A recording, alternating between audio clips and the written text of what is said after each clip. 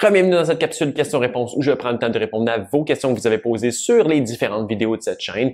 Et aujourd'hui, par contre, on va commencer par un sondage dont je vous ai demandé l'opinion récemment. C'est-à-dire sur les brevets que SRAM ont récemment déposés pour la conception d'un gant avec, sur le bout des doigts, en fond, les boutons d'activation pour les changements de vitesse. Et 75% d'entre vous n'y voient pas l'intérêt. Donc moi aussi, je suis quand même ambivalent à savoir est-ce que ça va réellement faire une grande différence et révolutionner la façon dont on fait les changements de vitesse. Je le sais pas, mais ça rouvre quand même la question de qu'est-ce qui peut être possible avec les changements de vitesse électroniques. Comme à l'époque où Shimano ont sorti les leviers STI, qui a fait qu'on a changé, dans le fond, au lieu de changer les vitesses sur le cadre inférieur, plutôt les avoir directement sur les leviers de frein. Pour moi, ça, c'était une énorme révolution au niveau des changements de vitesse. Maintenant, l'électronique amène beaucoup de raffinement, beaucoup de possibilités, beaucoup de performances de changement de vitesse. Il n'y a rien à nier. Mais le concept de base, la position des changements de vitesse, est resté relativement inchangé. Alors que l'idée d'une activation électronique permet tellement de créativité sur les changements de vitesse, sur comment on peut les positionner, qu'est-ce qui peut les faire changer. Donc, je trouve qu'à ce point-là, c'est un peu un potentiel qui n'a pas été encore vraiment tiré au maximum. Est-ce que la solution, c'est sur des gants? Pas nécessairement, mais je trouve finalement qu'il devrait y avoir une ouverture sur l'exploration de différentes possibilités de positionnement et de façon de changer les vitesses. Il y en a qui ont même jonglé avec l'idée justement d'avoir une transmission automatique qui est liée avec le capteur de puissance et quoi que ce soit. Donc, on peut arriver vraiment avec un algorithme très complet pour faire des changements de vitesse de façon automatique. Avec la technologie, l'imagination est la seule limite. On pourrait avoir des changements de vitesse simplement avec la reconnaissance faciale, avec un mouvement latéral de la bouche qui ferait changer les vitesses. Mais bon, je vous demande d'être créatif dans les commentaires. Inscrivez-moi vos idées, qu'ils soient tout à fait logiques et potentiellement possibles et jusqu'au plus farfelu. Donc, décrivez-moi vos concepts dans les commentaires. Salut, est-ce que tu fais une différence entre musculation et renforcement musculaire? Si oui, un avis sur la musculation. Donc oui, si on veut le renforcement musculaire, c'est vraiment d'entraîner sa force de contraction et non pas la musculation qui est plus justement d'aller en volume, donc en masse musculaire.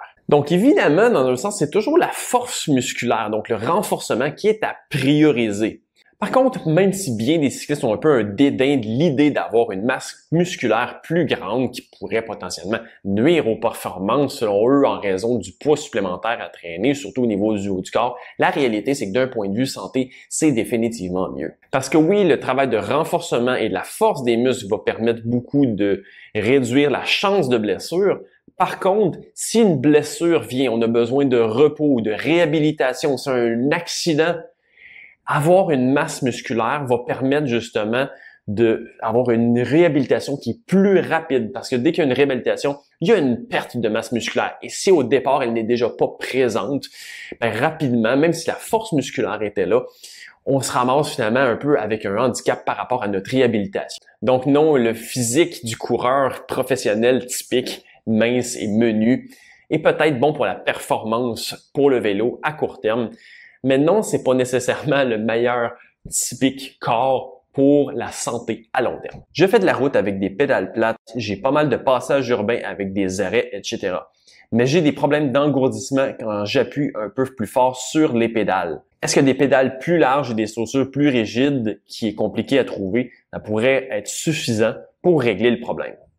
Donc oui, pour moi, dans le débat, souvent ceux qui disent que les pédales automatiques vont être surévalués finalement d'un point de vue de l'efficacité du pédalage.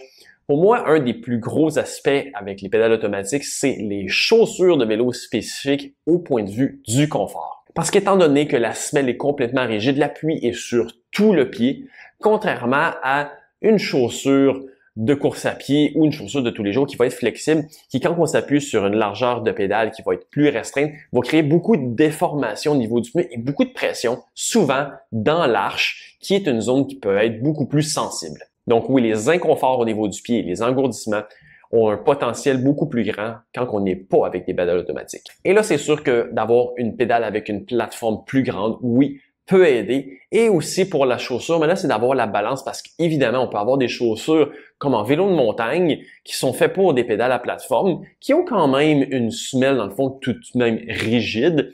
Mais comme on parle ici aussi de, justement, en zone urbaine, d'avoir aussi un peu de plus polyvalent tous les jours pour pouvoir marcher avec, c'est sûr qu'une semelle plus rigide est moins confortable pour la marche. Mais définitivement, pour les inconforts du pied et les engourdissements à vélo, plus c'est rigide, souvent mieux ça va être. Donc, j'ai hâte d'échanger avec vous sur vos différents concepts de changement de vitesse électronique les plus ingénieux. Écrivez-moi ça dans les commentaires. D'ici là, n'hésitez pas à poser vos questions dans les vidéos de cette chaîne. On se voit une prochaine.